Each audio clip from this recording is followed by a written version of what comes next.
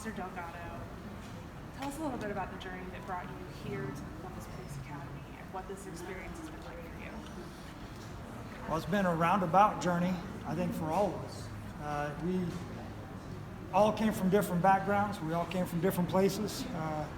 I think Maria knows my story probably more than most, but I grew up in the Marine Corps, and but we have firefighters here that came to the academy. We've got guys that came here on football scholarships, professional football players, other police officers. So this is the best shooter you're ever going to see. But we've all come from different places, and to all come together and get a cohesive family out of that group, that's it. What does service mean to you guys? Honestly, I mean, service is, serving those that, in a way can't help themselves. We're here to, better our community, help those that are victimized, and at the end of the day, be there for people, love people like their own, our family, our friends, and just remember that, whatever we're doing, we have brothers, we have sisters, we have moms, we have dads. Treat everyone, how we'd want our family to be treated. And this badge is just a badge. Not to carry that as if, we're the powerful of all people, but we're just regular people and just want, to make the community safe. Why did you want to become a police officer? Personally, I've seen the other side of the spectrum. Don't need to get in depth, but not the best upbringing. I've seen the other side of the spectrum, and I want to be on the positive side and help those that I've encountered before, and just be that factor that came from where I did and made it to where I am, and like you said, played college football, but at the end of the day, getting from the bottom, trying to get to the top and make a difference. Well, in terms of the question of servicing the community, well, the reason why I wanted to be a police officer was actually for arson. So I do love justice. I've always been a person who cares about justice and want things to be done correctly and orderly. And also I've been a part of the Columbus Division of Fire for 7 years. So I definitely wanted to take it to a different level to give people justice with investigations or arson. And I'm just happy to be here with all these individuals who've helped me along the journey. I'm just blessed to be here. Yeah, absolutely. Wanted to be a police officer as well, just to serve an organization higher than yourself. And I think that's important when you're talking about service and our backgrounds in general, whether it's a team or the fire department or coming from a military background or another police department. I think serving another entity higher than yourself is a really noble profession. Service to me means wearing whatever hat the community needs from you at that time. That could be anywhere from conflict resolution to the guardian of the community, but it's ultimately just being willing to put on that uniform and do whatever the community needs from you. And I wanted to be a police officer because I believe in the system. Obviously our system is flawed, but it takes individuals like us who believe in and support that system, and we want to fight to make it better, and we want to work together as a team in order to accomplish that goal. For myself, service, doing things for my own personal gain. I never got anything out of that. I was all about helping people, and I feel like I can really make a difference. My upbringing, as Officer Gelati said, wasn't the best in the environment I grew up in, and I feel like that I can really relate to the people in the inner city, but not just inner city because that's where I'm from, but I've traveled the world and I've got a chance to be around different cultures, and I think that really will prepare me for my time out there in Columbus. Service means more than just what you want. We're here to serve something bigger than ourselves. City of Columbus, after we got back from Iraq, was so gracious to everyone. And if you don't remember that homecoming that we got, I never forgot that. Never forgot that at all. And for me personally, some of my guys, they were in the pipeline to be police officers. They're never going to get that chance, but I can for them. What is being in the military, what does that bring for you to becoming a police officer and advancing there?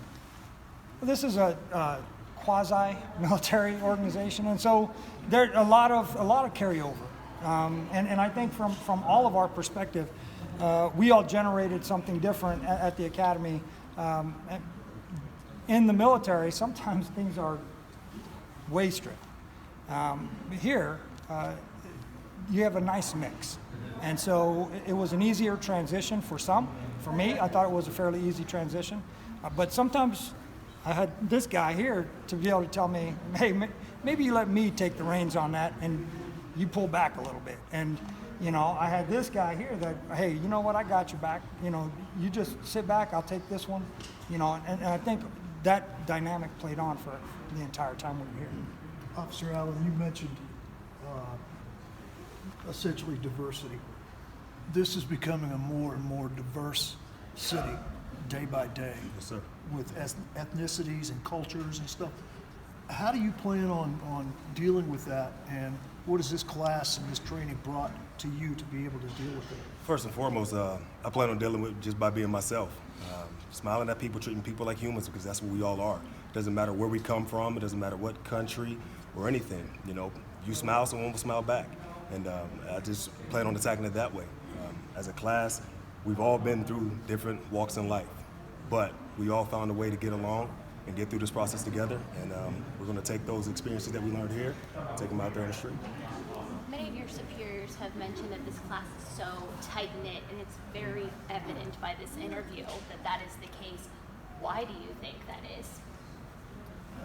I think that all of us, believe it or not, in one way, shape, or form or another, have Class A, Type A personalities.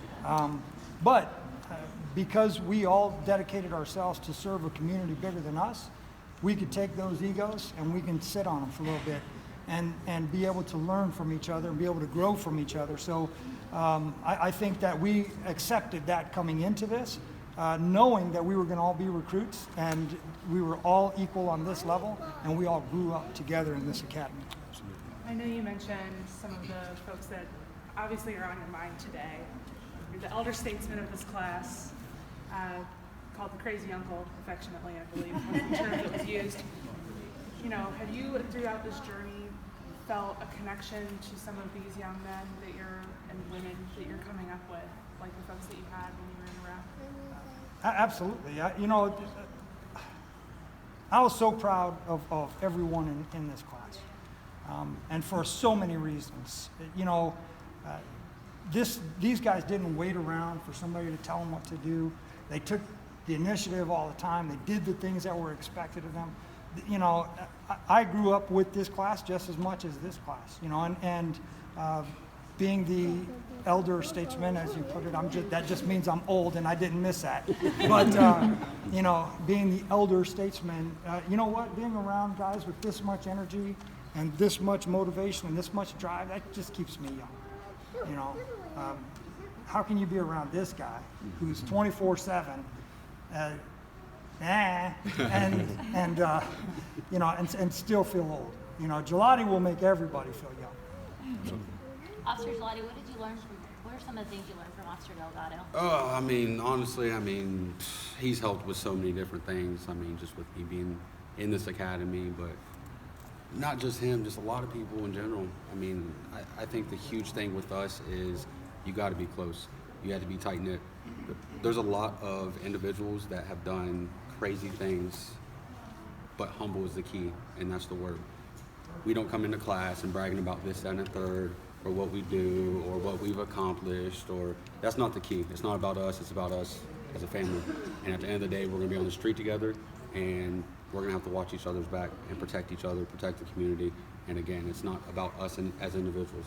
Us doesn't matter. It's about each other. And I mean, I love my brothers and sisters. What do you think your experience is going to bring to the fire department after going through this as a fire investigator? It brings a lot of different aspects, because fire, we think different, obviously, because it's a different field. But my experience through here will definitely keep me focused and help me to remember perseverance, because this academy is tough. You know, I've been through the fire academy is tough, but the police academy is a little more amped up in my opinion. So it definitely helps me to be more focused and think things in a lawful way to help people in a different aspect, and also along with arson investigation, it just helps me in that area as well. You're going to be going to a suburb, but nonetheless, it's a part of the Columbus area, Central Ohio. What are the differences do you think you'll see there as opposed to what these guys will experience? The difference, I think, it's just a different community type, smaller community. But I think it's just going to be the same. You're going to take those same attributes that you learn here in this academy that teaches you so well to deal with the streets out there and to be a police officer. And I think it's the best training for police that in the United States right now. So I think the academy itself prepares you for Columbus or any suburb around Central Ohio just to go out there and do the job.